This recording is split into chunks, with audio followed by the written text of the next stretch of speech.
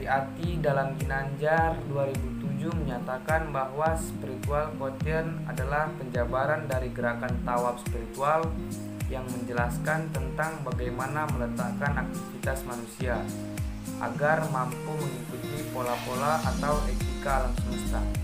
Sementara itu, oleh Zohar dan Marshall, kecerdasan spiritual diartikan sebagai kecerdasan yang bertumpu pada bagian dalam diri yang berhubungan dengan kearifan di luar ego atau jiwa kesadaran.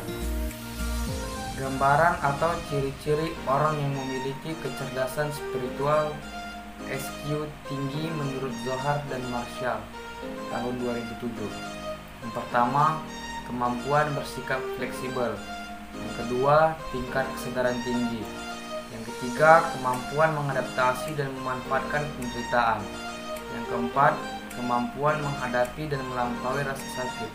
Yang kelima, kualitas hidup yang diilhami oleh visi dan misi. Kedua, visi, misi, dan strategi kepemimpinan. Visi kepemimpinan yaitu upaya untuk mengartikulasikan masa depan yang diinginkan sehingga semua bergerak ke arah yang sama. Sedangkan misi kepemimpinan yaitu pertama, memperjuangkan hak dan kewajiban karyawannya. Yang kedua, menjalin kinerja yang baik dan menjalin rasa kekeluargaan. Yang ketiga, mengembangkan kreativitas yang dimiliki karyawan. Keempat, memberikan program-program yang berkualitas dan beredukasi. Yang kelima, meningkatkan kualitas program-program maupun karyawan agar menjadi televisi yang selalu dinanti. Sedangkan strategi kepemimpinan yaitu memiliki visi yang jelas, komunikasi yang efektif, mampu untuk menilai, dan dapat memperhitungkan risiko.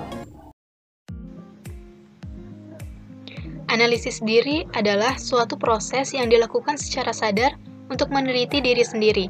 Menganalisa diri memiliki tujuan agar kita dapat mengetahui ukuran kemampuan diri sendiri. Selain itu juga agar kita dapat mengetahui siapa diri kita sebenarnya dan sudah sesuaikah tindakan dari diri kita.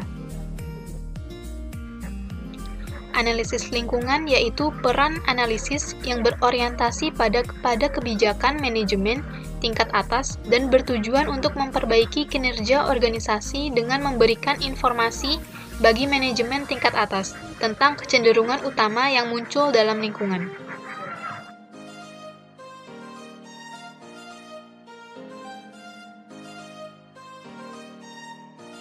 Baiklah, terima kasih kepada moderator, saya akan melanjutkannya. Keunggulan dan kelemahan pemimpin sukses dan gagal. Sebagian besar leader gagal menjalankan perannya karena secara individu mereka tidak mampu memberikan atau memfasilitasi kebutuhan anggotanya. Ketidakmampuan tersebut ditandai dengan 1. Tidak mampu menangani masalah. Tidak ada organisasi tanpa konflik, baik itu konflik antar rekan kerja atau ketika beberapa karyawan mulai frustasi dengan atasannya. Produktivitas menjadi korban. Solusi untuk masalah-masalah ini umumnya sederhana dan dapat ditemukan jika para leader mengenai karyawannya dengan baik. Tetapi ini adalah sesuatu yang membutuhkan waktu. Agar efektif, mereka dapat melibatkan seorang profesional yang hebat dan kemudian belajar darinya untuk menentukan langkah selanjutnya. Yang kedua yaitu gagal menyalakan budaya inovatif. Ketika Anda gagal menghidupkan kreativitas dalam tim Anda akhirnya kehilangan solusi untuk keluar dari masalah.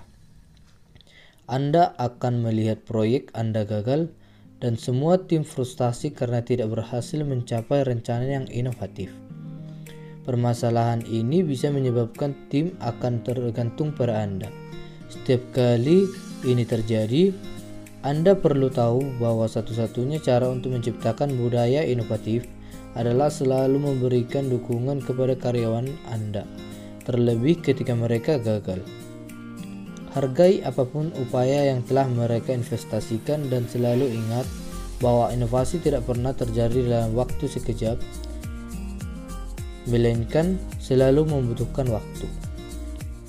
Yang ketiga yaitu tidak terbuka dalam menerima kritik dan saran. Banyak pemimpin berhasil menjadi pembicara yang baik, tetapi tidak bisa menjadi pendengar yang baik. Ini biasanya terjadi karena keengganan mereka menghadapi anggota yang melawan arahan mereka ketika tim sedang menjalankan proyek yang sudah mendekati tenggat waktu. Tapi ingat, karena tidak ada kesempatan masukan, mereka akan selalu menunggu waktu untuk menyerang dan memberikan saran. Yang keempat yaitu gagal memberikan motivasi. Anda mungkin memiliki tim terbaik, tetapi jika mereka tidak termotivasi untuk memperjuangkan Anda akan gagal sebagai seorang leader. Alasan utamanya adalah karena karyawan merasa tidak cukup dihargai atas apa yang mereka lakukan. Ini juga akan menjadi suatu alasan mengapa karyawan yang baik dan pekerja keras akan meninggalkan perusahaan Anda.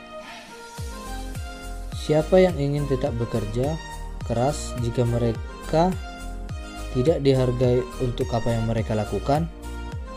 Untuk melakukan ini, pemimpin perlu memiliki sistem evaluasi yang kuat di dalam organisasi.